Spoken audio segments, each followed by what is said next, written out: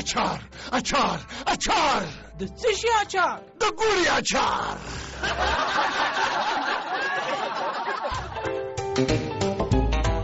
جوړونکی ننګیار ناشنا.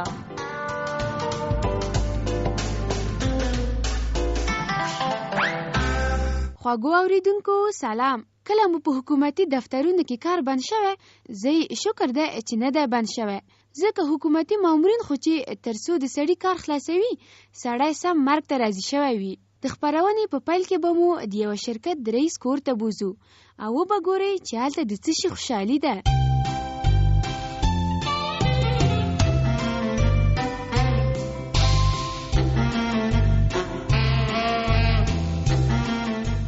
لا حول ولا چې څه وکول. د یوې الوتکې الوزول هم دې ته ګران کار ښکاري. و سړیه، دا ولې داسې ناقراره یې چې ګرد همداسې کوټه کې راګرځې؟ خیرات خدای ته پرېږده ښځې، خپل کار دې کوه. بله، وعلیکم السلام. څنګه مو وکړل؟ پورته به شي؟ سوارلۍ مو پکې کېنولي دي که نه؟ څو تنه دي؟ 150. ښه ګوره چې څوک دوست و اشنا پکې نه وي. ټول به وکتل. سمه ده سمه ده. نه نور څوک مه خبروئ. څه ګمان کوي چې څو متره پرواز به وکړي؟ 3000 متره؟ صحیح ده، خو چې له ښاره ووځي او د غرونو په سر را پرېوځي. ښه ګوره زه درته منتظر یم چې هوا ته پورته شوه خبر مې کړئ. سمه ده، ځه په مخه دې. ښه څوک و؟ انجینیر صاحب و. څه ویل؟ ویل چې الوتکه به جوړه کړه او الوتلو ته تیاره ده. هغه زړه الوتکه خو به نه ښیې؟ هماغه ده ښځې. ولې و سړیه، لږ خو له خدایه وډارسه.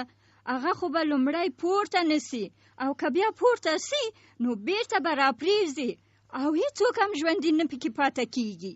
ګوره و ښځې، د چا د ژوند او مرګ زمن نشو وهلی. نه دي اورېدلي چې وایي موټر روانه جنازه ده؟ چې موټر روانه جنازه ده نو الوتکو خو سم قبر دی. بله، وعلیکم السلام. پورته سوه؟ ډېر ښه. اوس دې څومره ارتفاع نیولې ده په خبر یې؟ 2000 متره.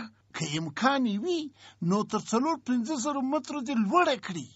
ښه ګوره هلکه، جایزه دې یو ښه لوکس کور دی انجینیر صاحب. له سترګو پناه سوه.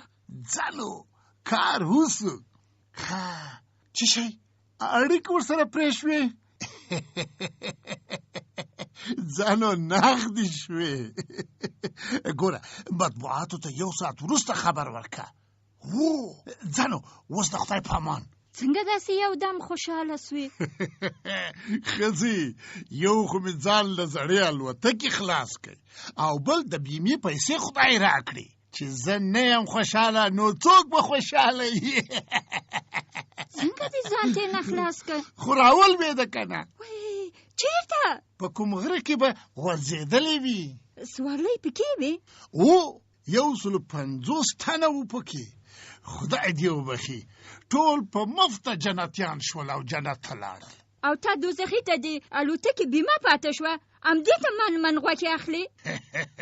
ښځې، د تا زړه دی چې ورته وژاړم چې زړه الوتکه مې راوغورځېده؟ لیونۍ، نن مو د اختر ورځ ده، د خوشحالۍ ورځ ده. پوره 150 تنه مو جنت ته ولېږل او ځان ته مو پرې د بیمې پیسې نغدې کړې. دې ته وایي 2 طرفه ګټه.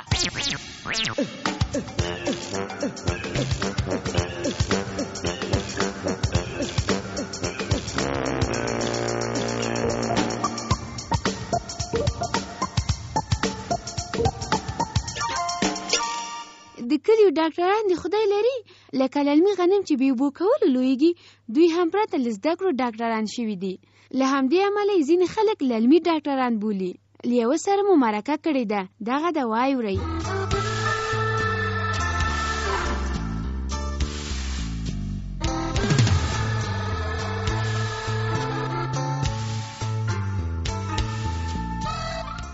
ډاکټر صاحب که د لومړی ځان اوریدونکو ته ور وپېژنې ښه به شي. ولې نه په سترګو.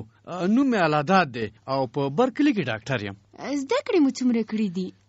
له جنګونو او انقلابونو مخکې مې تر 6 ټولګي ښوونځی ویلی و. بیا خو نو تا ته هم معلومه ده چې ښوونځي بند شول او ما هم څه وخت وروسته ډاکټري پیل کړه. ما ویل راځه له بېکارۍ نه خو دغه ډاکټري هم ښه ده، مصروف به یې. ډاکټري درته سخته نه وه؟ نه بابا څه سخته وه. ناروغ به راغی، معاینه به مې کړ او درمل به مې ورکړه. نو درمل دې پېژندل؟ هو ولې نه. کله به مې چې په ښار کې له درملتونه اخیستل نو د هرې دوا پوښتنه به مې کوله چې د څه شي لپاره ده او بیا به مې په بوتل یا پاکټ لیکل چې مثلا د درد لپاره، د اسهال لپاره، د چرک او میکروب لپاره. نو بیا یې ناروغان ته ګټه رسوله؟ ولې نه. که به یې کوم وخت ګټه ونه کړه بل ډول درمل به مې ورکړل. په همدې ډول مې کرار تجربه هم زیاتېده. ناروغان درته راتلل؟ دا څه وایي، یو پټی خو به یې تنه له خرو ډکو. خرو ته دې هم درمل ورکول؟ نه زورورې، ناروغان به یې په خرو راوړل. نو درملتون دې هم جوړ کړی او ډاکټر هم پخپله وي؟ ناروغان دې څه ډول معاینه کول؟ دغسې لکه د نورو ډاکټرانو.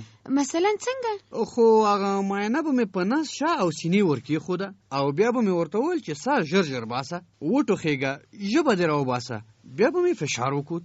نو له څه به پوه شوې چې څه ناروغي لري؟ له زګیروي به یې پوه شوم، د وجود له تودوالي به یې پوهېدم چې تبه یې ده، او که به ټوخېده نو پوه به شم چې سړو وهلی، او که به یې سترګې تورې کېدې او سر به یې ګرځېده نو پوه به شم چې یا فشار ټیټ دی او یا جګ. که د ډاکټرۍ د وخت یوه خاطره دې راته ووایي. والا نو خاطرې خو مې ډېرې دي، خو زه نن به یوه درته ووایم. غوږ دې دی؟ ولې نه. یوه ورځ د اسهال ناروغ راغلی و او ډېر یې حالت خراب و. سم ورته وارخطا شوم او د اسهال پر ځای مې د قبضیت ګولۍ ورکړې وي. نو هغه یې چې څنګه خوړلې وي لږ وروسته خوار ساه پرې کړې وه. اوس هم ډاکټري کوي؟ نه، ځکه چې په ډاکټرۍ کې هم هغه پخوانی برکت نه دی پاتې. زړه مې دی چې له دې وروسته سیاستمدار شم. همدا اوس په سیاسي هلو ځلو لګیا یم.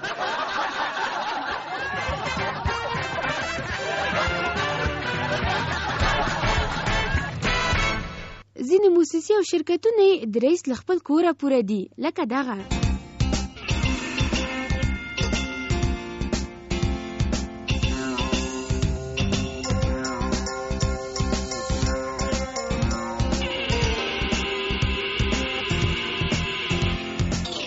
موسسه خو مې جوړه کړه، اوس دا دعا کوي چې څو نور فنډونه واخلم یا به مو کار جوړي.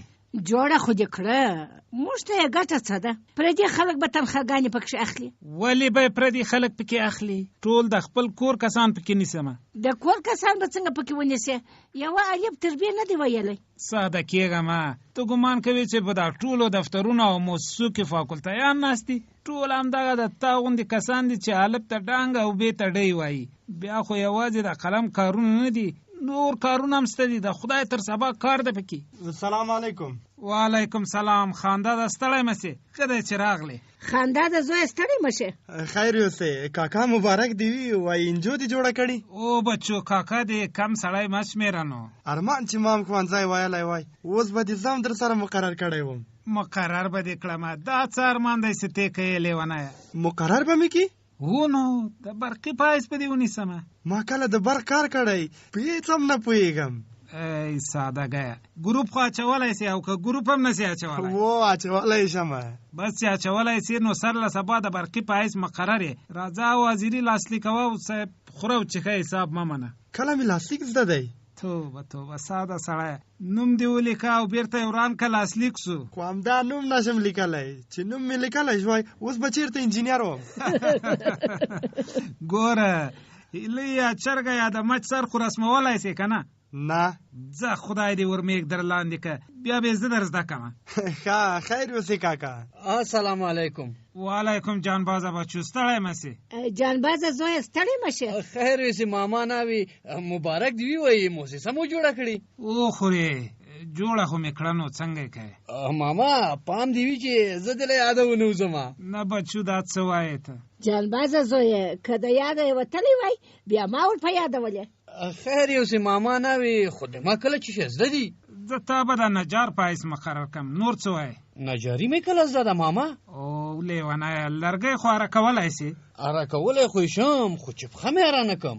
زه نو له نجارۍ نه به دې تیر سو د رنګمال پایس به دې مقرر کم دیوالونه خو رنګولی سي نه نشم یې رنګولی ماما زه نو اشپز به دې کمه کله به مې زده وي زه بیا به مې سکرتر ته ووایم چې در زده یې کړي زړه مه خوره خیر یوسي ماما خیر یوسي څنګه دې کړم که دې نه را سره نیسم ولا که دې د مور له شره خلاصم وایي به ورور مې د موسسې امر سو او د ما زوی په کار ونه لګاوه مور ته به دې هم کوم کار پیدا کړی وای زه هغه به د خوشکشوی په حیث ونیسم بیا یې که څه شی ومینځل او که یې ونه مینځل بلا ورپسې د موسسې تشکیل خو پراخ دی